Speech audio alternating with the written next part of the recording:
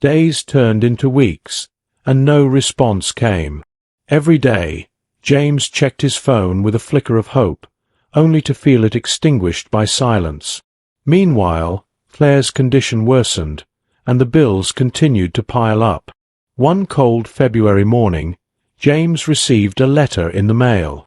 The envelope was embossed with gold lettering and bore the Trump Organization logo. His hands trembled as he opened it. Inside was a short note and a check. "Dear James, I've always appreciated your service over the years. I hope this helps you and your wife during these challenging times. Sincerely, Donald J. Trump." James stared at the check, a sum large enough to cover the medical bills and more. He felt a mix of relief, gratitude, and something harder to define. Claire held the check with trembling hands, her eyes brimming with tears. "I didn't think he'd come through," she whispered. "Neither did I," James admitted, his voice thick with emotion. From that day forward, while their struggles were far from over, the unexpected gesture gave James and Claire a renewed sense of hope. Together, they continued to face each challenge with the quiet determination they had always shared. Because no matter what life threw their way, they truly believed in the words they had repeated to each other countless times: "We're in this together." That evening, James returned home, exhausted and overwhelmed. The flickering light above the apartment's entrance cast long shadows on the stairwell walls. Inside, the silence was deafening. It was a far cry from the life he once had, chauffeuring one of the most powerful men in the world. He sank into the worn couch and opened his laptop. His fingers hovered over the keyboard as he debated the choice before him. The story he had kept buried for so long begged to be told. 5 simple words came to him. "My name is James Morton." What followed poured out of him like a dam breaking. Every late-night drive, every whispered conversation, every manila envelope delivered, it all spilled onto the screen. He wrote with raw honesty, his emotions tangled in every sentence. The story wasn't just about a man who lost his job or a wife who fought a losing battle with illness. It was about loyalty, sacrifice, and the cost of silence. The next day at Murphy's Grill, James felt the weight of his decision pressing down on him. Joey, the line cook, approached during a brief lull in the rush. "You look like you didn't sleep, man. Everything okay?" James managed a faint smile. "Just working through some things." Joey gave him a pat on the shoulder before heading back to his station. James knew the road ahead would be far from easy. His words might fall on deaf ears or, worse, lead to retaliation. But Claire's final plea echoed in his mind. "Fight for something, James. Make some noise." And so, as the industrial dishwasher clanged behind him, James Morton braced himself for the storm his story might unleash. For the first time in years, he wasn't just a man behind the wheel, following orders. He was ready to take the driver's seat in his own life. He clicked send. The screen blinked as the email flew off into cyberspace, carrying with it years of secrets, suppressed emotions, and a desperate hope for justice, or at least closure. The next morning, James woke up to a flurry of notifications. His inbox was filled with replies, requests for interviews, and acknowledgments from reporters. The story had landed. By noon, news outlets were buzzing with headlines about a former Trump employee coming forward with explosive allegations. At Murphy's Grill, Joey couldn't stop talking. "Morton, that's you, right? The guy they're talking about on TV." The restaurant's small television blared the news as James stood silently, watching his name scroll across the screen. "Man, you actually did it," Joey said, patting him on the back. James nodded, unsure how he felt. It wasn't pride, not exactly. It was more like relief. A heavy burden had been lifted, but the weight of what came next was still unknown. Later that evening, His phone rang. This time, it wasn't a debt collector. The voice on the other end introduced themselves as a journalist from the New York Times. They wanted to meet, to dig deeper into his story, to amplify it further. James agreed, setting up an interview for the following day. As he hung up, he glanced at Claire's photo on the nightstand. "I hope you're proud of me, honey," he whispered, his voice trembling. The days that followed were a whirlwind. James found himself thrust into the spotlight, a reluctant figure in a story that gripped the nation. He knew the risks, backlash, scrutiny, even threats, but for the first time in years he felt a sense of purpose. He wasn't just surviving anymore. He was fighting. For Claire, for himself, and for the truth. James began typing. "Dear Sir/Madam, my name is James Morton. For 18 years, I worked as Donald Trump's personal chauffeur. The things I witnessed during that time have weighed heavily on me. Recent events have left me with no choice but to come forward." His finger hovered over the send button, hesitating. Claire's voice echoed in his mind. Maybe it's time to make some noise. He thought about all those countless hours spent behind the wheel, pretending not to hear conversations, ignoring documents left in plain sight. He thought about Claire's last moments, the hospital bills he couldn't pay, and the home he was about to lose. "You were right, honey," he whispered, "it's time." With a deep breath, James clicked send. The next morning, as he got ready for his shift at the parking garage, his phone rang. The caller ID showed unknown number. "Mr. Morton, this is Robert Thompson from the Washington Post. We've received your email, and we'd like to speak with you." At work, James moved cars almost robotically, his mind racing. By midday, his voicemail was overflowing with messages from CNN, the New York Times, and other outlets. "Morton," his supervisor shouted, "your phone's been ringing off the hook. Something about interviews." James nodded slowly. "Yes, I guess it has." That evening at Murphy's Grill, James struggled to focus on the dishes. His phone buzzed constantly. Journalists, fact-checkers, producers. He finally silenced it after the 20th call. Morton, Derek, the night manager, called from the kitchen doorway. "There's someone here to see you." A well-dressed woman stood in the dining area, her press badge identifying her as a CNN producer. "Mr. Morton, I'm Jennifer Wells. Your story is significant, and we'd like to meet with you." James wiped his hands on his apron, glancing down at his grease-stained shoes. "I'm working right now," he said. "We understand," Jennifer replied. "Would you be willing to meet tomorrow?" "I'll think about it," James said, his voice distant. That night, sleep eluded him. The gravity of what he'd done weighed heavily. Years of silence warred with his newfound need for justice, for closure. His phone buzzed repeatedly, but one message caught his eye. "Dad, there are reporters at our house." "What's going on?" James's hands trembled as he called his daughter. "Sarah, honey, I'm sorry. I should have warned you." "Dad, what did you do?" He explained everything as best as he could, hearing her concern grow with each word. "Have you really thought this through? He's going to come after you." "I know," James admitted. "But I couldn't stay quiet, Sarah. Not after your mother. Not after everything." The next morning, news vans were already parked outside Murphy's Grill. Derek met James at the back door, visibly frustrated. "Morton, we've got reporters trying to make reservations just to get in here." "I'm sorry, Derek. I can explain." "Save it. Take a few days off. Figure this out." As James walked home, he passed a newsstand. While his story hadn't broken yet, Trump's face was plastered across every paper, loudly declaring his innocence. James's phone rang again.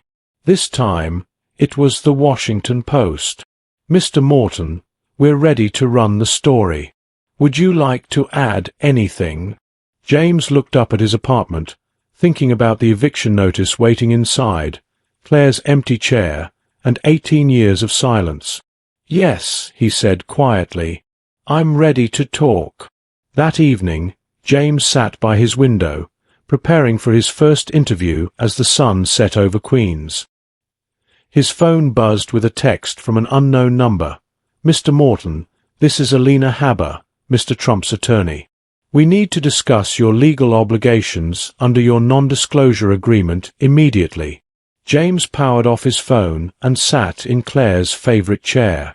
"Well, honey," he said to the empty room, "I guess we're about to make some noise." The headline hit at 5 a.m.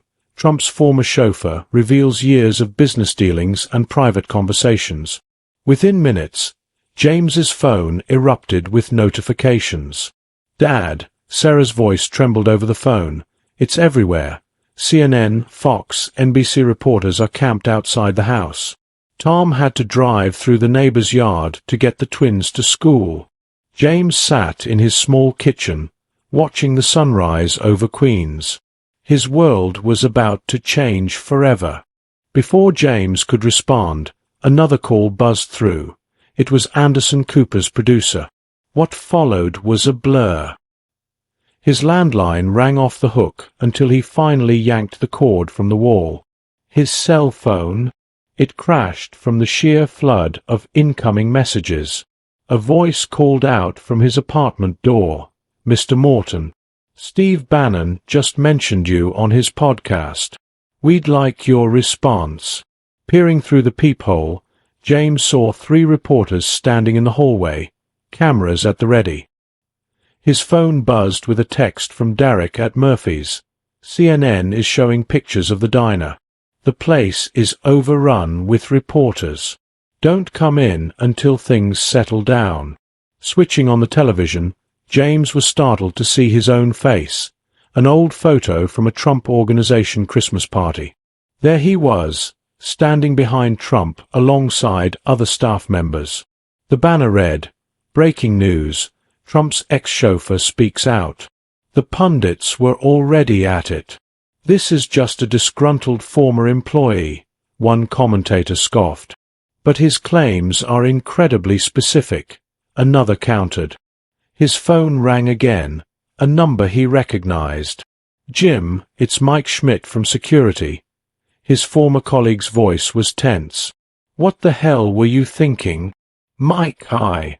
Do you even realize what you've done? The NDAs we signed. They're going to bury you for this. I couldn't stay silent anymore, Mike. Not after everything." A pause. "Yeah, well, some of us still work here. Thanks for making our lives harder." The line went dead. By noon, Trump's post on Truth Social appeared. "Jealous James, a failed driver who couldn't even keep his job, is now spreading lies about me. Never trusted him. Fired for cause." Another witch hunt by the fake news media. James's hands trembled as he read the words, "Fired for cause," after 18 years of flawless service. His email inbox flooded. Some messages from former colleagues were angry. "How could you betray him like this? You were family, Jim. The money was worth it, Judas." But there were other messages, too. "Thank you for speaking out. I saw it too. Been waiting for someone to say something. Need help with legal fees?" A sudden knock at the door made him jump. Through the peephole, he saw 2 familiar faces, members of Trump's security team. "Come on, Jim," one of them called. "Let's be reasonable. Let's talk this out." James stayed silent, his heart pounding. "Think about your grandkids, Jim. Think carefully about your next move." Later, he found a manila envelope slid under his door. Inside was a photo of his grandchildren playing at their school playground. The message was crystal clear. His phone rang. It was Sarah. "Dad, these reporters won't leave. The twins are scared." "Pack some bags," James said firmly. "Go to Tom's parents' place upstate. Don't tell anyone where you're going." By evening, Anderson Cooper's team had sent a car to pick him up. As the neighborhood faded into the rearview mirror, James couldn't help but think of all the times he'd driven Trump through these same streets. In the green room, makeup artists powdered his face while producers gave last-minute instructions. "Stick to what you know firsthand," they said. "Don't speculate." Under the bright studio lights, James felt completely exposed. Anderson Cooper sat across from him, his blue eyes sharp and focused. "Mr. Morton," he began, "you worked for Donald Trump for 18 years. Why come forward now?"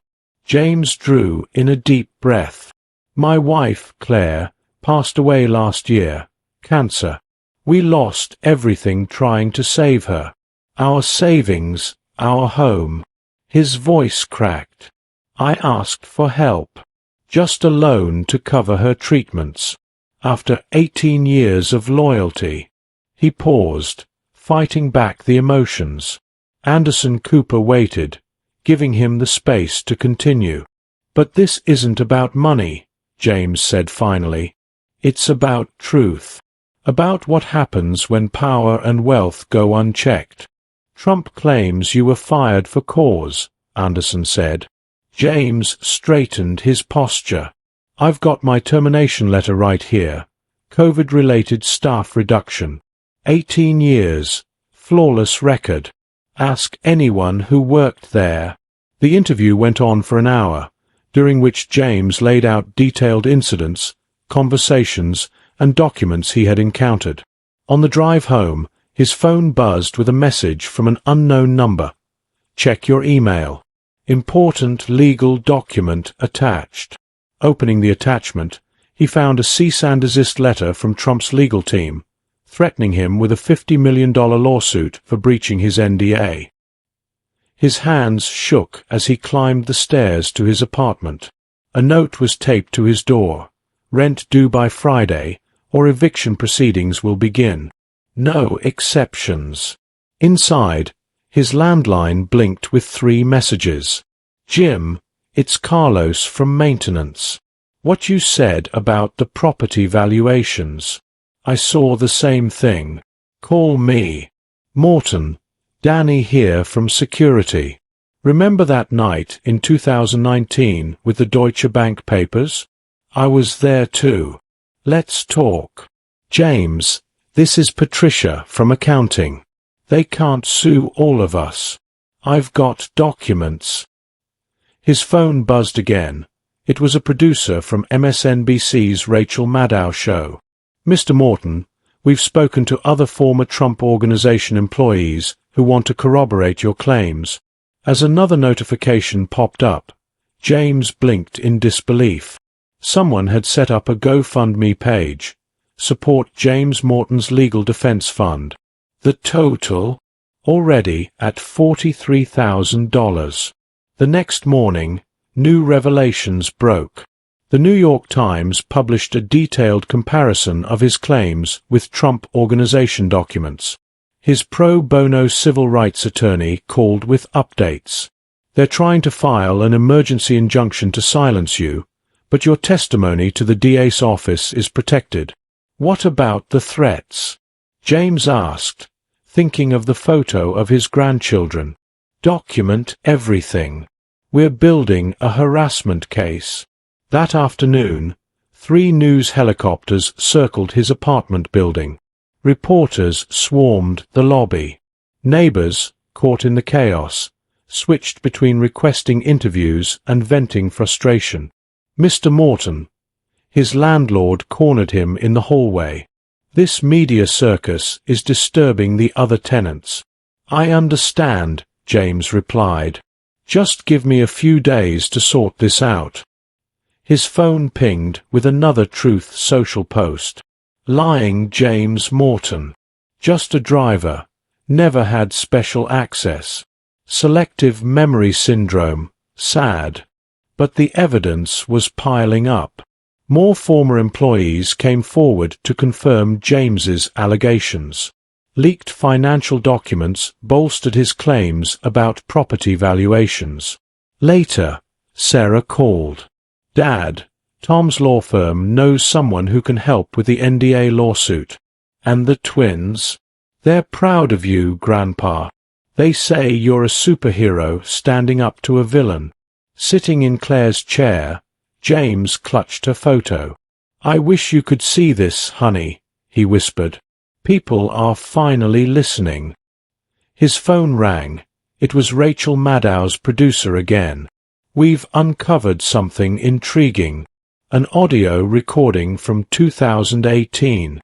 James froze. He remembered it, his work phone from those days, where he saved everything. "Yes," he said slowly. "The IRS audit conversation. I've got it." That night, unable to sleep, James stared out at the city lights. 18 years of silence had unraveled into 48 hours of chaos. Yet, for the first time since Claire's passing, he felt something like peace. His phone buzzed once more. A text from an unknown number. $200,000 and a public retraction. Offer expires at midnight. James thought about Claire's last words. Fight for something. He powered off his phone and sat in the quiet. The next morning, the Washington Post carried a striking new headline. 3 former Trump Organization executives corroborate driver's claims. This was no longer just about a chauffeur's account. It had grown into something far greater, a breach in the wall of silence that had long protected one of the most powerful men on the planet. James Morton, once just a driver and keeper of secrets, had set off an avalanche. And it was only the beginning. Fluorescent lights buzzed softly in the law office as James adjusted his tie, a borrowed one from his son-in-law, Tom. 3 weeks had passed since his story had gone public, and the media storm showed no signs of slowing. "Mr. Morton?" A young paralegal appeared at the conference room door. "They're ready for you." James followed her down a hallway lined with shelves of legal books and framed diplomas. At the podium stood his pro bono attorney, Michelle Rodriguez, waiting for him. "Remember," she whispered, "stick to the prepared statement. Don't comment on ongoing investigations." The moment James approached the podium, camera flashes exploded around him. The room was packed with reporters, their faces now familiar after endless interviews. "Good morning," he began, his voice steady despite the rapid thumping in his chest. "My name is James Morton. 3 weeks ago, I came forward with my account of 18 years as Donald Trump's chauffeur." He paused, glancing at his notes, as memories from the past few weeks flashed through his mind like a montage. "Dad," Sarah had said during a late-night call, "Fox News is outside Tom's parents' house. How did they even find us?" "Pack up," he'd told her. "Go to Linda's place in Massachusetts. Don't post anything online." Mr. Morton, Trump's lawyer, had warned during a deposition, "You understand that violating your NDA comes with severe financial penalties." "And I understand," James had replied, thinking of Claire, "that silence comes with a price too." Snapping back to the present, James continued. "Today, I want to share something that may surprise you." He took a breath. "The media appearances I've done over the past few weeks have generated significant fees. On top of that, several publishers have approached me about a potential book deal." The reporters leaned in, pens poised. "I am donating the majority of these funds to establish the Claire Morton Cancer Research Foundation," he announced, his voice resolute, with a focus on providing service workers with access to quality health care. The room erupted with a flurry of questions. "Mr. Morton, how much money are we talking about? Is this a move to win public sympathy? Have you heard from Trump since your revelations?" Michelle raised her hands to calm the crowd. Mr. Morton will share a brief statement about the Foundation's mission, and then we'll take a few questions. Gripping the podium tightly, James drew strength from Claire's memory. My wife, Claire, died because we couldn't afford the treatments that might have saved her life, he said, his voice cracking slightly but unwavering. This isn't just about one man or one story.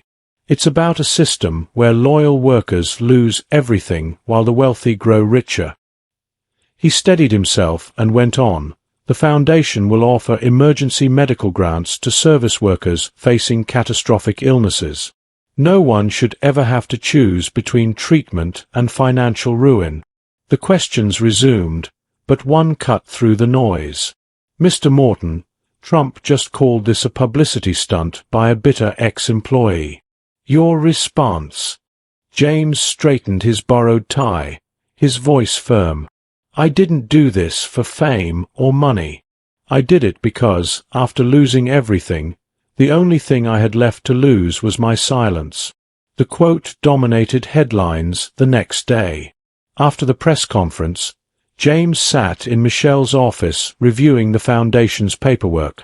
Initial funding is approximately $2.1 million, she explained. This includes fees from media appearances, advanced money from publishers, and public donations. And the legal defense fund? James asked. The GoFundMe has surpassed $80,000. It'll cover our countersuit against the Trump Organization for harassment. His phone buzzed. Sarah was calling. Dad, you're trending on Twitter again. The twins want to know when they can come home. Soon, sweetheart, James assured her. The security team says things are settling down. That evening, James visited Claire's grave. The groundskeeper, knowing the situation, had kept reporters away so he could have some privacy. He knelt down, placing fresh flowers by the headstone. Well, Claire, he said softly, I think we've done something that matters. His phone buzzed again with news alerts. Trump Organization files $100 million lawsuit against former chauffeur. 3 more former Trump employees come forward.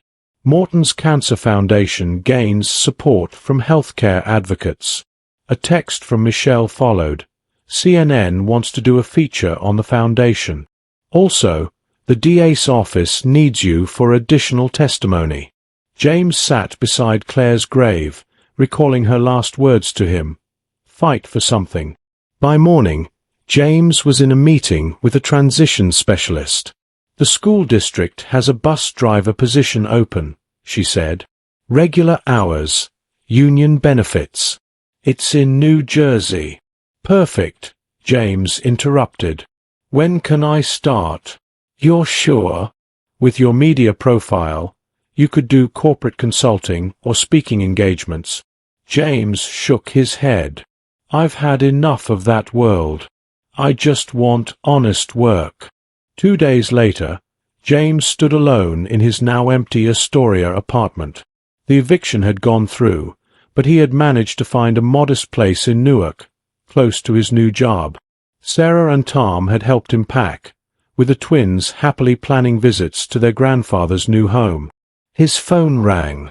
Recognizing the number, James hesitated before answering. Jim, it's Mike from security again. James braced himself for yet another round of accusations. But Mike's tone was different this time, almost apologetic. Listen, Mike began, I owe you an apology. What you did, it took guts. And you were right about a lot of things. Thanks, Mike, James replied, feeling a weight lift. That means a lot. They're interviewing all of us now, Mike continued. The DA's office. Things are changing. After hanging up, James took one final look around the apartment where he and Claire had built their life. His eyes landed on a faded photo still hanging on the wall, a younger James, proudly standing in his chauffeur's uniform beside a gleaming black Mercedes. 18 years of service, now reduced to a few boxes and a string of headlines. His new job started Monday, Route 23, driving kids to Roosevelt Middle School. The salary wasn't much, but it included full health benefits and a pension plan. That Sunday, before moving to Newark, James visited Claire's grave. The foundation approved its first grant yesterday, he told her softly. A home health aide from Queens. Breast cancer. 2 young kids. He paused, letting the autumn wind whisper through the trees. I miss you every single day, honey. But I think we did the right thing. His phone buzzed with another news alert. Trump Organization under investigation following Morton revelations. James smiled faintly. Yeah, he whispered. We definitely did the right thing. The next morning, James adjusted his new uniform. Gone were the black suit and tie, replaced by a simple blue shirt with a school district logo. His small Newark apartment was sparsely furnished, but pictures of Claire, Sarah, and the twins gave it a sense of home. At the quiet school bus depot, Maria, his supervisor, handed him his route sheet.